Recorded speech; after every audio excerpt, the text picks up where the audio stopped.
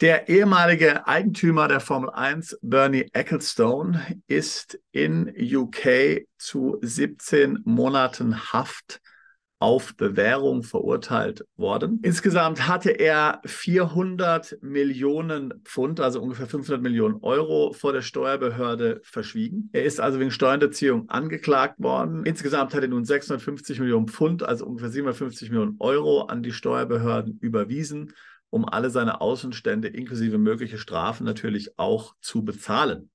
Natürlich, viele Leute haben sich gefragt, warum muss er nicht in den Knast? Ich meine, 17 Monate auf Bewährung ist ja nicht besonders hart für diese Riesensumme. Ja, das kann man so sagen. Aber natürlich ist auch die Summe, die er jetzt dort bezahlen muss, ganz erheblich, und er ist bereits 92 Jahre alt. Also das heißt, in gewisser Weise kann man die Milde des Richters vielleicht verstehen.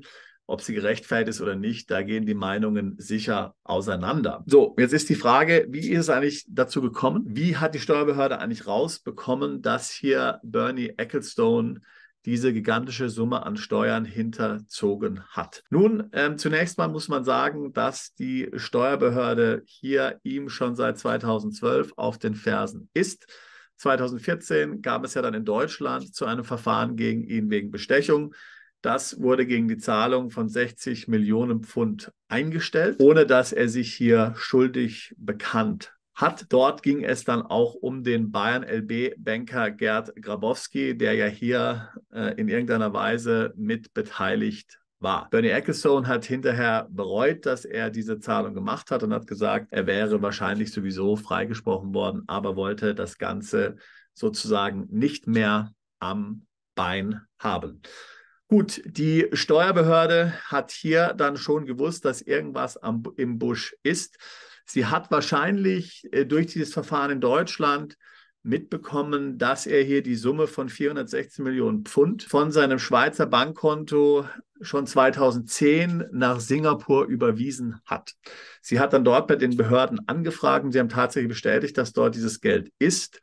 2015 hat Bernie Ecclestone dann die Möglichkeit bekommen, hier noch einmal zum letzten Mal letztlich hier seine Steuerangelegenheiten zu klären. Das ist in UK so üblich. Also bevor es hier groß zu einer strafrechtlichen Untersuchung und Anklage kommt, bekommt jeder hier letztlich die Chance zu sagen, okay, du kannst jetzt deine Steuern nochmal nachzahlen, du kannst dich erklären.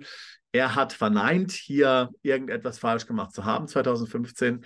Die Steuerbehörde wusste natürlich dann bereits, dass er hier dieses Geld überwiesen hatte, und so wurde dann ein Strafverfahren tatsächlich auch eingeleitet. Bernie Ecclestone hat letztlich versucht, dann diese ganze Sache jetzt Ewigkeiten herauszuziehen, hat gesagt, er kann kein Verfahren durchlaufen aufgrund seines Alters. Ich persönlich denke, er hat einfach darauf gewartet, dass er stirbt. Ich meine, wie gesagt, er ist 92. Dazu ist es jetzt nicht natürlich gekommen. Und er muss jetzt wirklich diese Rekordsumme bezahlen, die ja sozusagen fast ein Viertel oder ein Drittel sogar seines Gesamtvermögens ausmacht, was natürlich schon enorm ist. Was kann man davon lernen? Also, wie auch immer man diese ganze Sache jetzt mit Bernie Ecclestone beurteilen mag, ob man auf seiner Seite ist oder nicht, es ist ganz klar, zieh in ein Land um, wo du hier mit solchen Angelegenheiten keine Probleme hast. Ich meine, UK, wie gesagt, ist ja für Ausländer ganz attraktiv vielleicht, aber Bernie Ecclestone ist natürlich kein Ausländer. Das heißt natürlich, für ihn können so Dinge wie Non-Dom und so weiter nicht genutzt werden. Er hätte also irgendwo anders hin umziehen müssen und hätte dann problemlos diesen Trust in Singapur etablieren können. Hat er aber nicht gemacht. Also hier musst du dir ein Beispiel dran nehmen, mach es richtig, zieh ins Ausland um, wenn du solche Sachen hier vorhast wie er, oder andernfalls erkläre eben alles. Es macht wirklich keinen Sinn, sich diesen Dingen zu entziehen und darauf zu hoffen, dass keiner hier etwas davon bemerkt.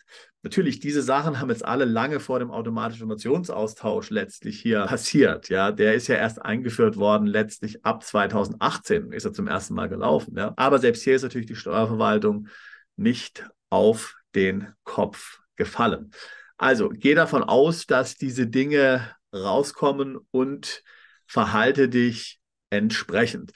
Eine Sache, die finde ich persönlich ganz interessant. Man hätte sich kaum vorstellen können in Deutschland, dass jemand, der einen solch gigantischen Betrag möglicherweise an der Steuer hinterzogen hat, auf freiem Fuß ist. Der wäre hier letztlich im Untersuchungsgefängnis verschmort. Ja?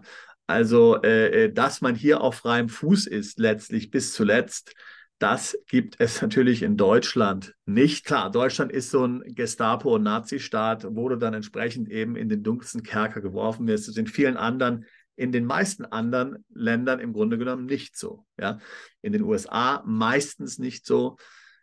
In UK nicht so. Wir haben erst vor kurzem gehört über Shakira, die ja auch nicht hier im Knast sitzt und die letztlich sogar die Gerichtsverhandlungen aus der Ferne mitverfolgen kann. Andere Staaten haben ja also ein anderes Verständnis von bürgerlicher Freiheit und die sagen eben nicht, dass man hier die Bürger in den Knast werfen darf, solange nicht ihre Schuld eindeutig bewiesen ist. Wenn auch du deine Steuern international optimieren möchtest, auf legale Weise natürlich, möglicherweise überlegst aber ins Ausland zu ziehen, dann sind wir der richtige Ansprechpartner für dich. Buche am besten ein Beratungsgespräch. Den Link packe ich hier unten in die Beschreibung rein.